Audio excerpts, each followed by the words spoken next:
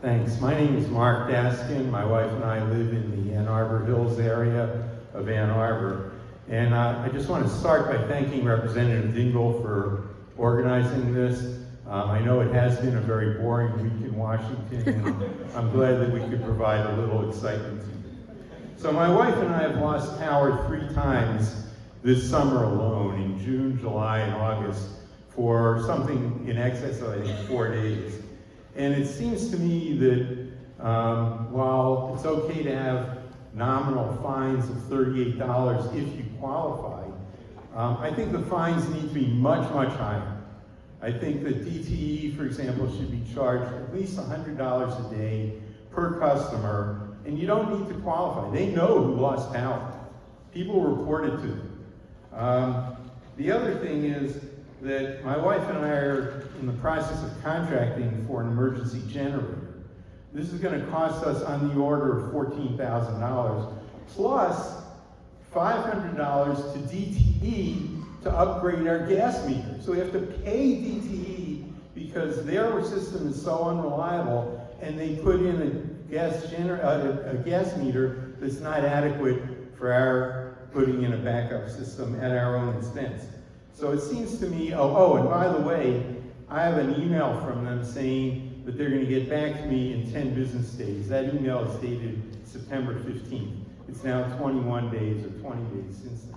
I haven't heard from them. So it'd be nice if they at least responded in a timely manner. But in addition to fines like that, it seems to me that one way of getting their attention would be to tell DTE that if a customer loses power 3 times in 1 year, that they have to pay 3/4 of the cost of putting in an emergency generator. That would get their attention pretty quickly. And I think they should be forced to put in these new gas meters for free to anybody who wants to upgrade to an emergency generator. By the way, putting in an emergency generator is another issue of social equity, because not everybody can afford $14,000 or $20,000 for an emergency generator. Also, some people rent, like me, and my landlord don't give a crap. That's me talking.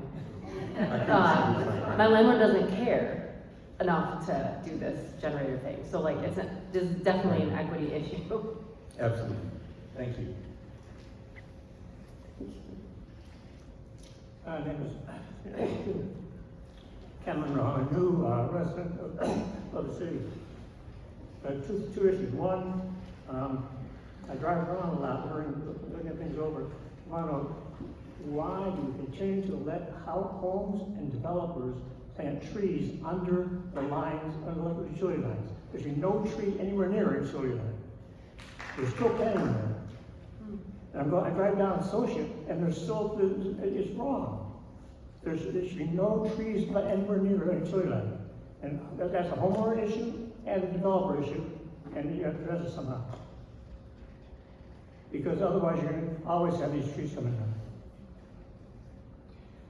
Now to Congress Dingell's issue. I lived in Grosse Pointe Farms for 20 years. I will tell you, we got flooded as much as you did. The issue is infrastructure is no longer capable. You've got old pipes in the ground here that can't handle the flow of water.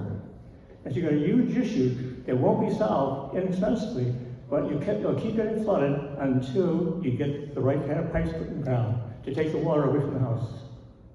And it's worse if you get south of Flint and south of Saginaw. It's worse because down here it's all clay. My home in Harbor Springs is all sand. Water went over here, so all the water evaporated in half an hour. So you got clay down here, and you got old pipes. You're going to keep flooded forever. The cities don't take care of that. And it's a real expensive thing to do. But you're going to, the harder you're flooded, forever you're going to be flooded. That's it. Oh, by the way, I had a co-op up north. I got a check every year. That was my dividend. Oh. Thank you. I want to say that we all know up here that this is I've learned more about sewers than I ever wanted to know.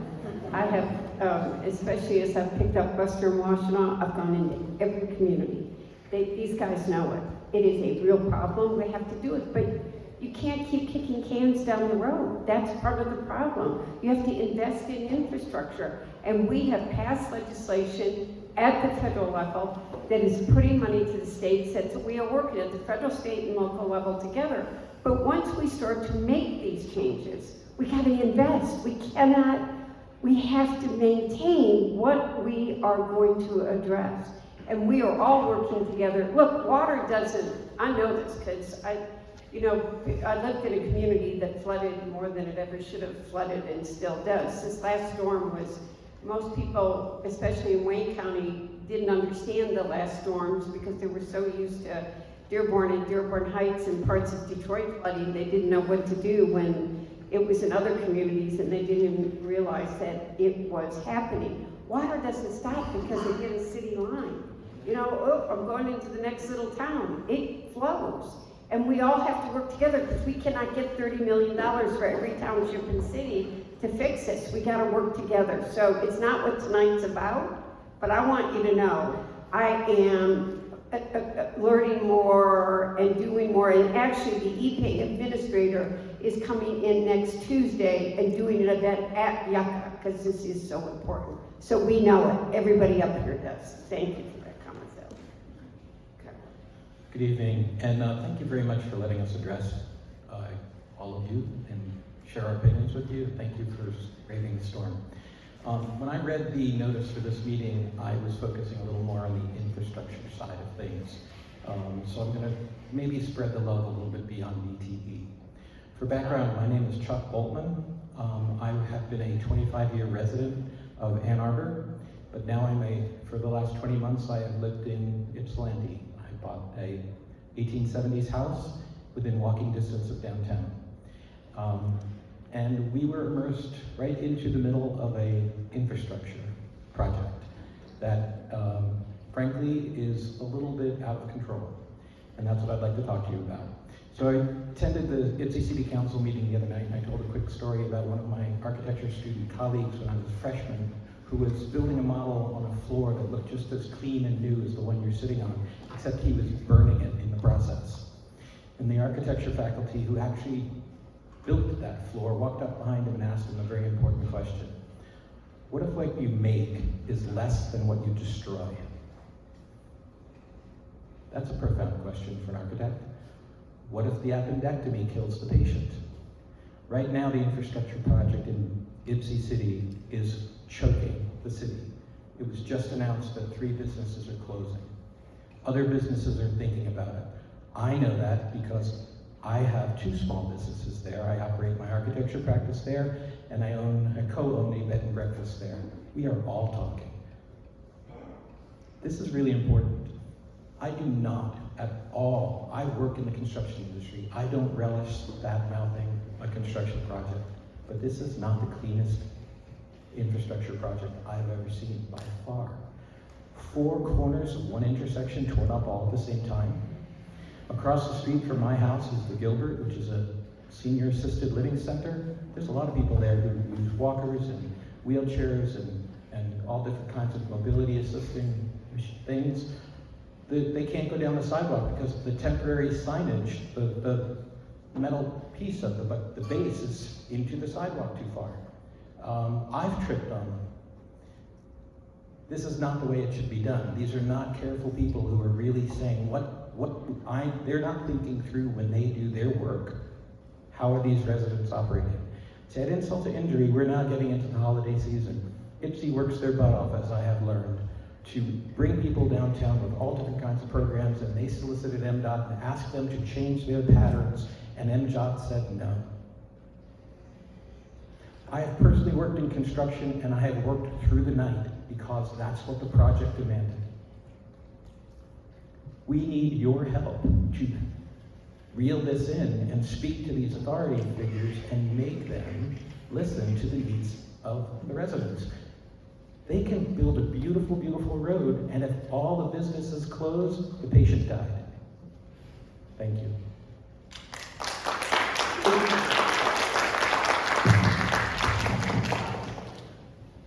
my name is Patrick Dayton. I'm a resident in Ypsilanti Township, just outside of Depot Town. I have been a resident of Washtenaw County my entire life, except for 4 years I was at Michigan State, and it has only gotten just worse. The reliability and everything's just only gotten worse. And it's honestly, it's very frustrating from a consumer standpoint to see not only rates go up, but also record profits also go up at the same time. It is very frustrating also seeing these rates go up, as well as the quoted infrastructure bill for burying lines or for getting other utilities to come out and do tree trimming, anything along that line.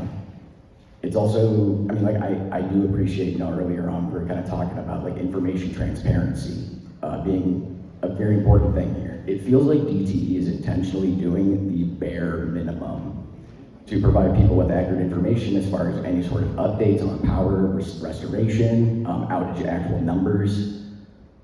And even like, as a type 1 diabetic, do you know how much insulin I can buy for $35? And I consider myself to be a lucky one. I have pretty decent insurance through my job. Some of my friends are not that way. So having their outages with the potential chance of any of that insulin or any other medication going bad in the refrigerator, and just to kind of add on to that too, right? Like efficacy of medications with temperature fluctuations. My insurance only allows me a 3-month order at a time. So if my insulin is bad for the next couple months, what am I to do? I now have to go out of pocket, talk with my insurance provider, talk with my doctor, and like, I'm just speaking anecdotally as a diabetic. There are so many other illnesses that other people deal with that are much worse than mine, and it's kind of enraging seeing what DTE is promising within their newsletters, and then how little is actually being done. And so I'm very hopeful that everyone here, like, seriously, thank you for taking the time to come out here and listen to us. Like, we really need you to step it up and hit them where they're, you need to hit them in the pockets. Because right now, we talk about asking, telling them, we're asking you to do this. We can't do that. We need to tell them we have an expectation, you need to meet it. And that's all I have to say. Thank you.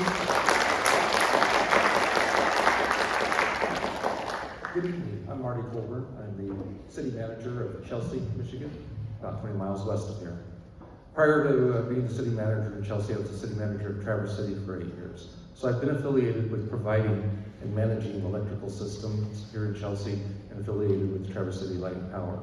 It's a challenge for small communities because of the lay of the land and working with what I call the big three of the industry within the state that we work with.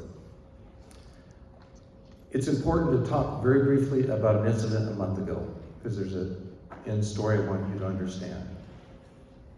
There was a contractor for consumers clearing brush and such underneath. Fortunately, nobody was hurt, but he kicked a guy wire, didn't see it, kicked a guy wire all the way up into the high lines. Tripped all the systems. It wasn't just Chelsea that went down. We've got our substations. We're a small electrical muni, but Manchester was out. The city, of course, Chelsea was out. Stockbridge over in Ingham County was out. Pinckney was out. Gregory was out. And all those farms in between were out. Due to human error, it does happen, and thank God nobody was hurt. That being said, we went through all the emergency systems that we had, and we were right there with consumer staff, offering our help, our support. I was there myself and listening to the conversations, and they were working through the process of their orders that they have through the engineering department of how to step up the system to make sure it goes on safely. This was tripped out at 12:45 on Friday, about a month ago. At 5:05, our first substation went on. And for 2 more hours, we were pleading with them to turn on the other 2. Somewhere in that system, not ours, I'm talking about the human side of consumers, They thought when they tripped on the one, all three go on. This is all laid out, this is all planned out, this is all engineered, this is all pre-planned. It's a human error. And so for 2 more hours, I had a hospital with 133 beds down. Now they did have backup generators. I've got dialysis centers. The schools, the businesses, here's the lesson that I learned though. I was called into the manager's office of one of our major industries. I already want to talk to you about that electrical outage. What happened? I explained it all to him. And documentation can show it was not the Muni's fault. I'm defending consumers at this point because when I'm saying, even though, yes, I'm telling them it was consumers that did it, but I'm explaining to them the whole process of how it works.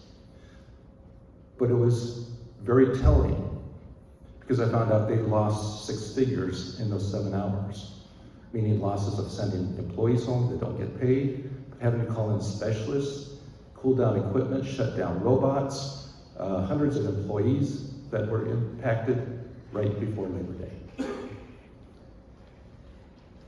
But what went through, and I could see the point of the question was, if it had been the small muni's fault, they're willing to make a claim. But when they realized it wasn't, and it was a 6-figure loss, they're hesitant to make a claim because they have to call in the attorneys to make the big fight against the big boys. It's not a fair level playing field. It would have been easy to take on Chelsea, but they realized it wasn't us. And so they're going to be a good part of the community and not sue us and not fight us and not make claims. But they're not willing to take it on to the state and to the big boys. So when you're doing that legislation and thinking about the processes, please keep in mind the smaller munis and trying to find a way of leveling the field. Thank you.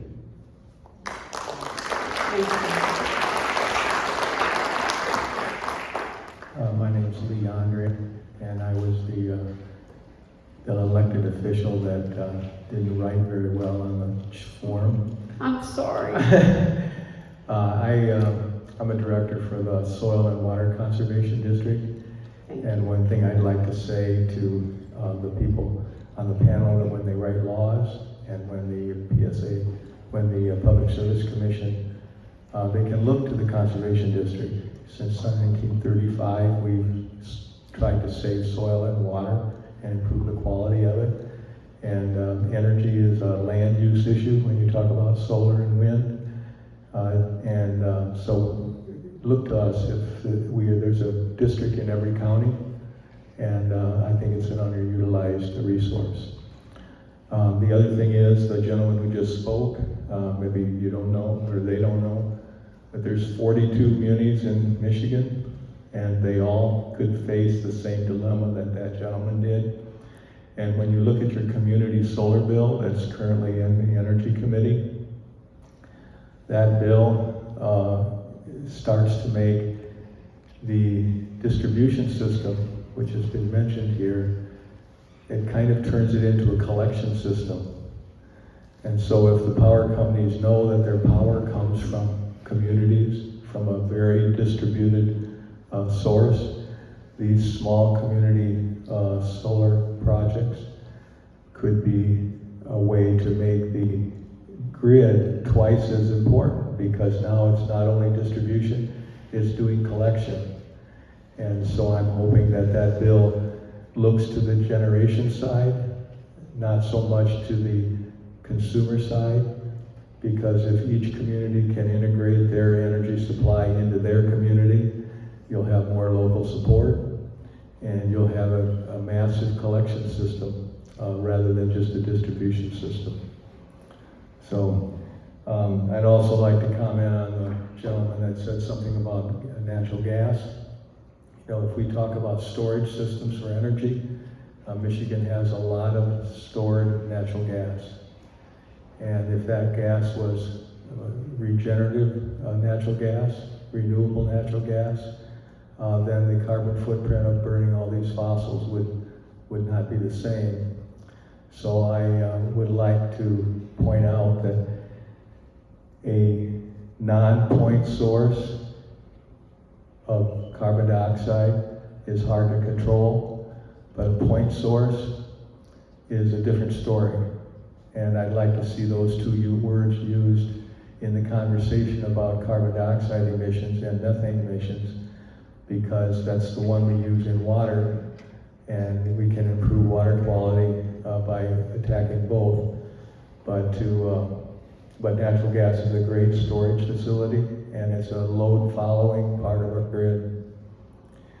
And the last thing I'd like to say is to the Public Service Commission is there is so much misinformation going around about what kind of chemicals drip off of solar panels, how much land is used for solar.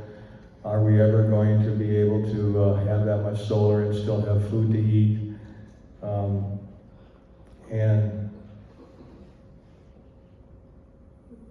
And also the question about burying power lines. If the Public Service Commission could set up a library where each one of those claims that are being made across the community, both positive and negative, can be based on scientific information without politicizing it. When someone says to me, I think all the power lines should be buried, and I can say, go to the Public Service Commission and look on the pros and cons of burying power lines, and there's some real facts there, that would be a great public service. So thank you. Thank you.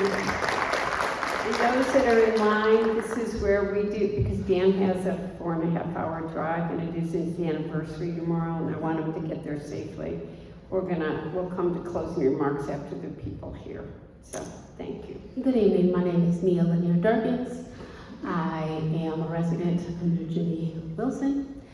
And my question is, the emergency relief that is provided, how is the information getting out? My mom was one of the individuals, lives in a place where in August her electricity was out for a couple of days, and the worry that she felt about her groceries going bad, just going grocery shopping.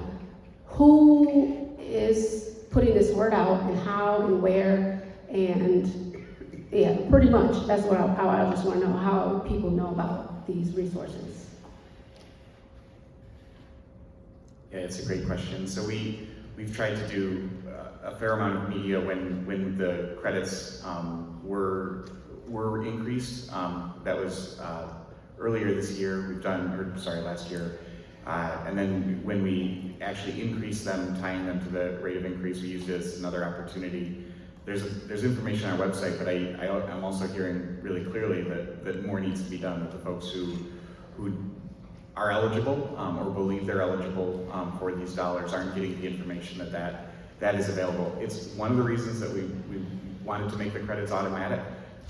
We saw less than 1% of eligible customers in Michigan actually filing to claim their credits. And so somebody else mentioned earlier today, the utility knows when your power is out. They know if you're eligible under our rules for a credit, and they should be automatic. And so that was one of the changes, but clearly we've got to do more to get the word out. It's things like this, but also and the sort of work that we do more regularly. But I'm also hearing pretty clearly that not everybody's aware of what's out there, and that means we need to up our game.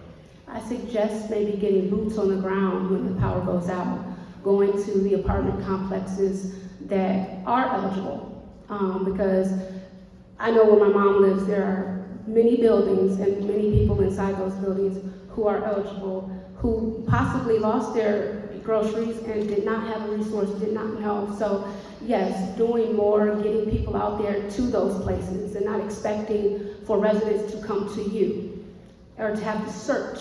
So that's all I have. Thank you. Thank you. Hello, my name is Samara Roberts. I've been a resident in Washington County for 22 years. I'm 23. I currently live in North Carolina, but I'm back home for internship right now, public defender office.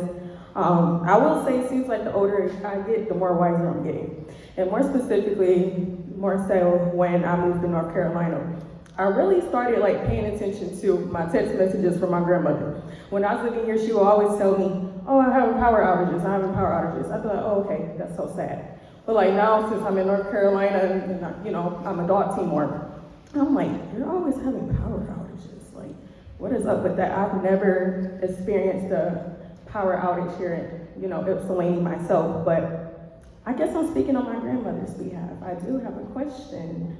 I don't want to make assumptions per se. I don't want to say that DTE isn't making steps to build resilience, but I do want to ask you, what actions are they actually taking to ensure like grid integrity and like security during inclement weather, natural disasters, and just other events to ensure that like this crisis can be prevented in the near future? So.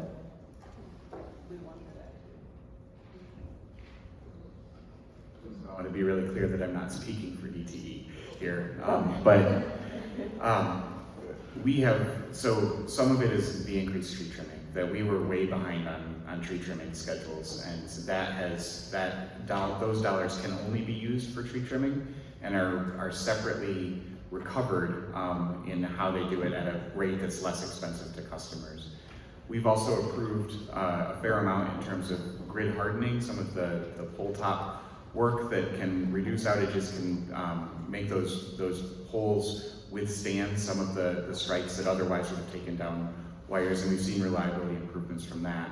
Some of it is about making sure that the dollars that are going into what's called strategic capital, the preventative work on the system, are actually being used for that and not being diverted. And I want to be clear, sometimes the causes for which they're diverted are things like storm response and other things that are valid sources, but it means that we're taking the money out of where it's supposed to go in terms of hardening the system and making the system more reliable to chase the dollars that are needed to restore it, and we'll fall further and further behind. So trying to get tighter to make sure that the dollars that have been approved and are being paid for by customers focused on reliability are actually going towards reliability. So there have been steps, and I think when we look at the data in the places where the trees have been trimmed or the hardening work has happened, we've seen improvements, and now that it's been a couple of years, we've seen, but I'm still not sure that we're keeping up with the changes that we started with in terms of the storms are getting more severe and more frequent.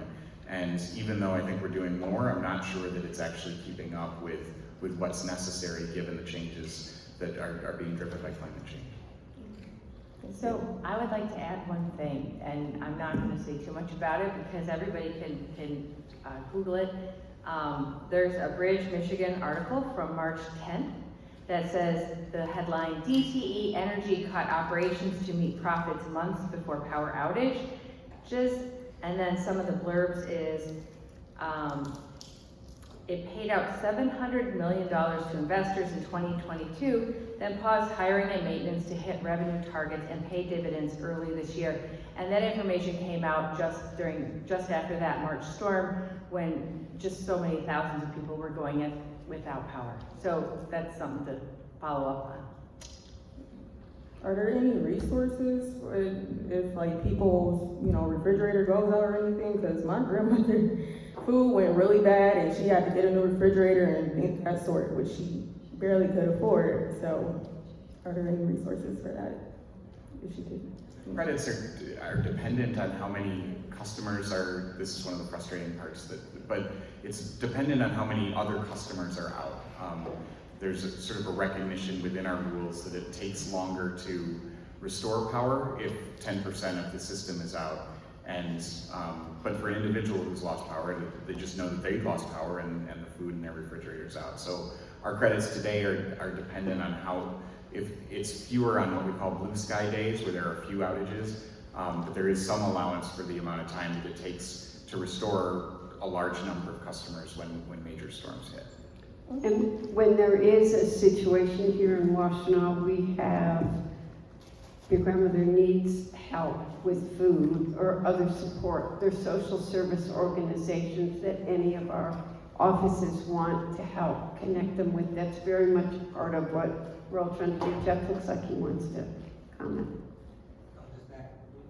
I'll back that up and say that all of our offices are engaged and interested in helping. I know that Congresswoman Dingell is obviously super engaged, and we've all probably gotten calls from her every time power outages happen. But what I wanted to say is we've talked a lot tonight about these outage credits which exist. They are too small and they don't increase over time, which I think they should. But what haven't been mentioned in direct response to your question is for people who are SNAP eligible, There is a SNAP replacement opportunity. When these outages have happened, I tend to push that out through my office on the website and social media channels and all that. But for folks who are SNAP eligible, there is an additional opportunity to get food replacement dollars through your SNAP benefits. And folks who are SNAP eligible have to pursue that through SNAP. And in our offices, I think will all be happy to help people do that. Thank you. Okay, thank you. I can't, we've got 2 people in line, and I'm gonna ask you if you wanna speak, and then it's 8 o'clock, and... We have 3 people. Oh, I'm sorry.